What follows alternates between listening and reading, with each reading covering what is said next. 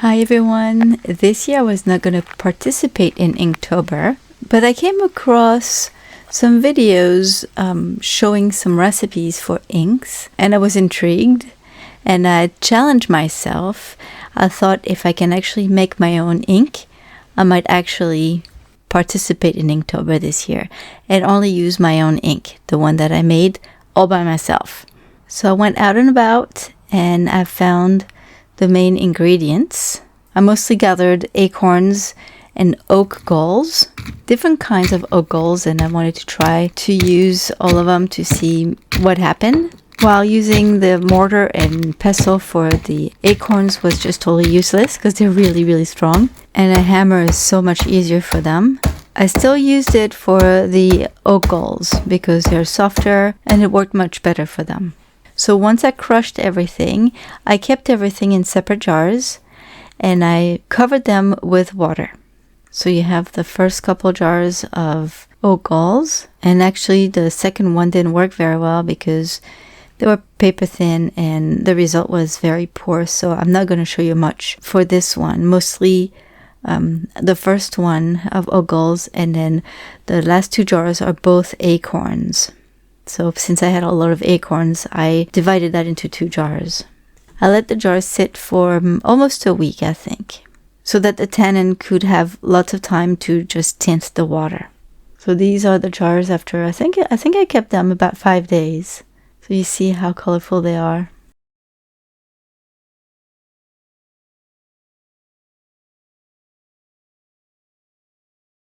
For the next step, I used a funnel and a coffee filter to separate the liquid.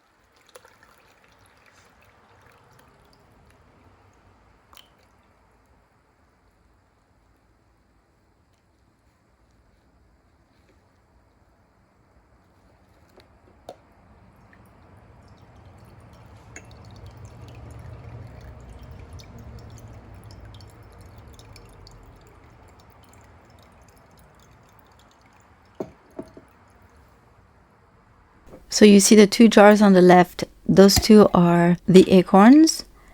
The one in the back is some of the ingalls, the dry ones that were just paper thin. They're the ones that didn't work very well. And the one on the right that I'm currently working on is the other ingalls.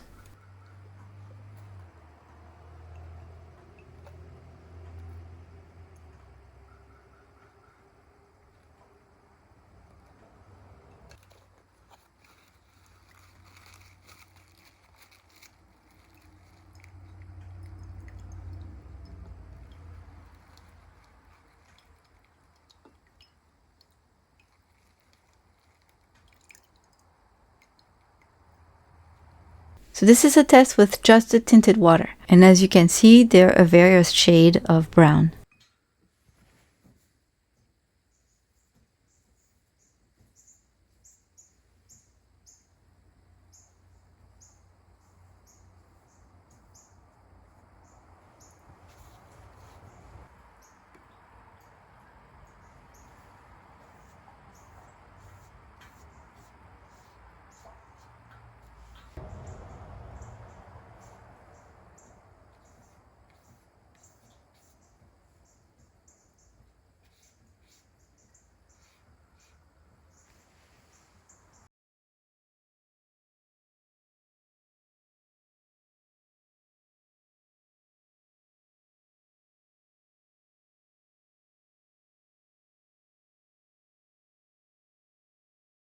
Now for the front part. I'm going to add some iron sulfate. It's a green powder in some of them. So since I have 2 jars of acorn ink, I'm keeping one brown and I'm going to turn one into black. And then I'm going to divide the oak gall into 2 smaller jars, keeping one brown and turning one into black. So watch what happens once I put the iron sulfate in the brown ink. You can see it turn black right away. And if you observe the swatches on the paper, you will see that as they dry, they become darker and darker, especially the black one.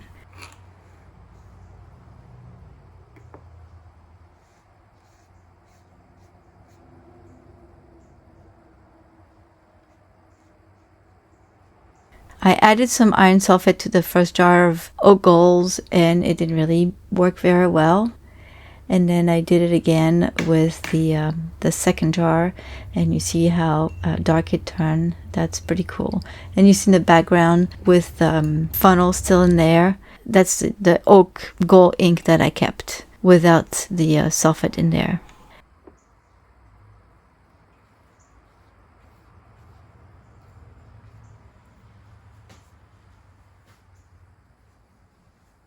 Now the last step is to add some gum arabic to help suspend the pigment in the water, to bind the pigments, the color in the water. So using the powder was not my best choice because it was pretty hard to dilute. I was able to do it eventually, but for the other jars, I ended up putting some powder on the plate and added a tiny bit of water and turning it into a paste and diluting it a little bit at a time. Later on, I ended up making a second batch of the oak galls ink, and this time I used some liquid gum arabic, and it works so much better. So that's what I would recommend.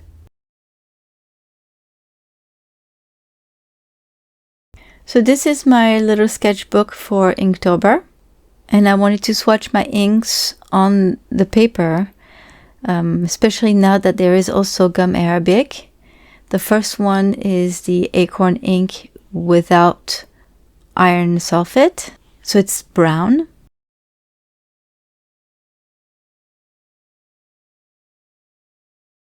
The second one here is the acorn ink with the iron sulfate.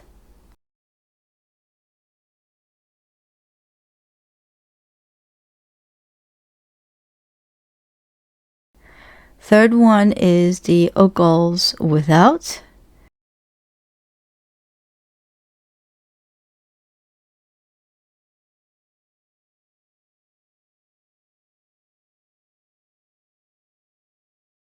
And then the fourth one is the oak galls with the iron sulfate. And you'll see, especially with the black ink, how dark it gets as it dries.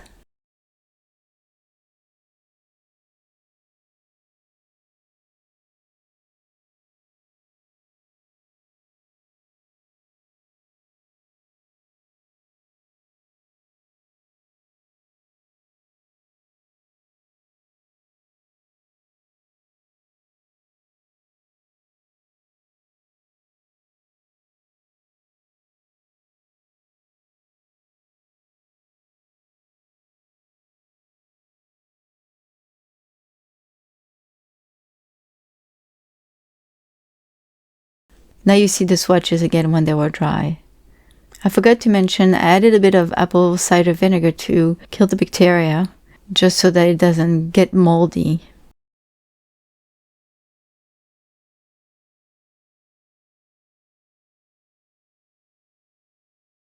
Another test I wanted to do is use a cheap fountain pen and see if it would work. So it works great, but it's a very fine nib and it doesn't work very well on this paper. It's watercolor paper and it's cold press, so it has some texture.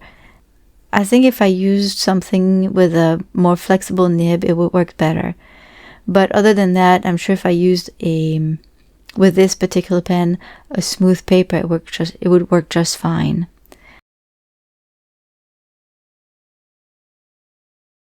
I also have some fountain brushes. So they're kind of, they're similar to a water brush basically. And you can put anything you want, watercolors or inks or anything inside. I wanted to try if it would be a good idea.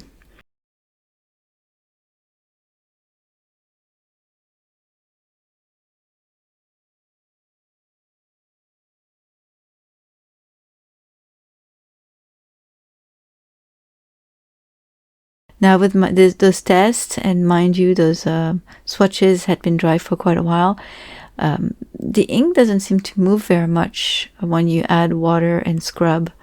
So it's kind of cool, because my intentions were to use the ink for the lines and then also do some washes when I do my Inktober drawings.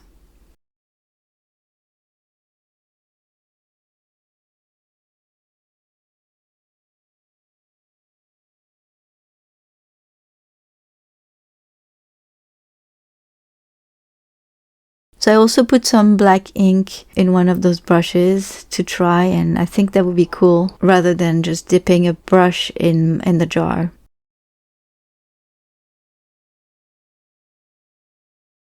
So now I wanted to decorate the first page and test out the inks on this paper a bit more.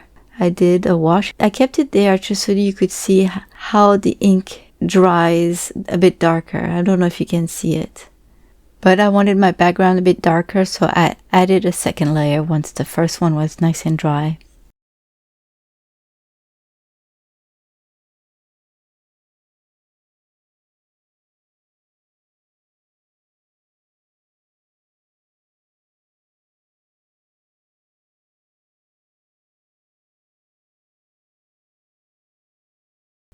And for my test, I decided to use my second batch of ink, done with a bit more oak galls. I was able to find a lot more of them, and I played with the amount of iron sulfate because I'd never really had a precise recipe with measurements or anything. So I played with that. I played with the amount of gum arabic as well. And I found a good balance, something that I really liked. Now watch how that ink dries a lot darker.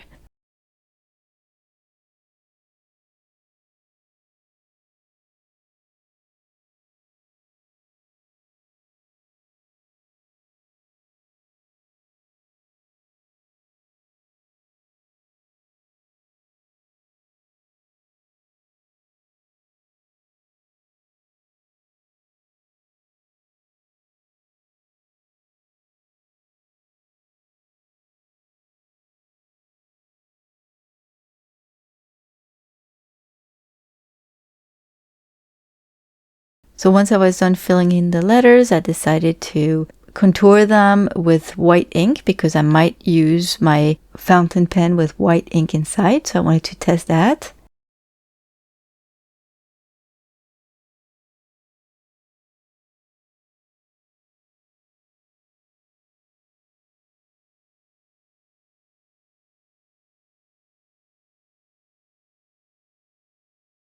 And then finally, I used a nib and a nib holder to do a little sketch to see how it would work.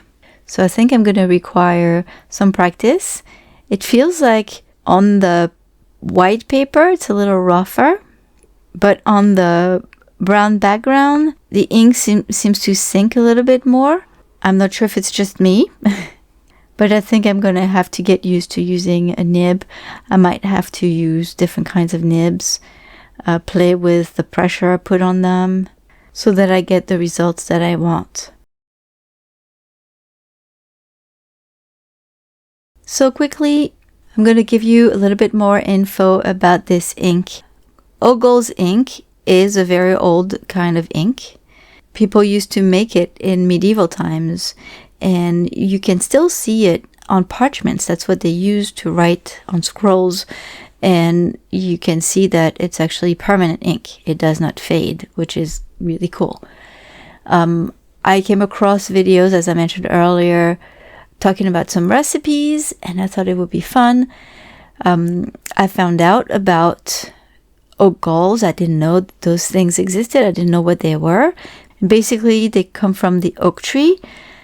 When the little wasp lays an egg on the oak, and the oak wants to protect itself, and starts building a little shell around the egg and just grows, and then it forms the oak galls. So you can, if you walk around and see some oak trees, just look on the branches or on the leaves. There's all sorts of different forms of oak galls, but anything that's not an acorn basically is pretty much an oak gall.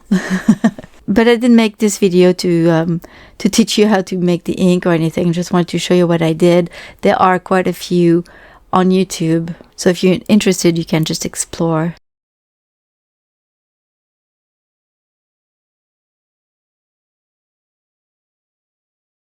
And then finally, I wanted to add a little wash because that's kind of what I'd like to do with my drawings this year. So I used one of my fountain brushes, but I think I didn't let the outline dry enough. And I think that the washes aren't in brown like the ink inside my brush, but it's just the black ink that smeared, I guess. So that's something I need to be careful. And it's great that I did all those little sketches and all those practice lines on those 2 pages, because I'm learning how to use this ink with the tools on this paper, and that's one of the ways that you can get ready for Inktober. So that's it for now. I'm excited about Inktober. I will not have a video every single day, but once a week. But my Instagram will have a drawing every day. Thank you all for stopping by. Have a wonderful day, everyone. Bye-bye.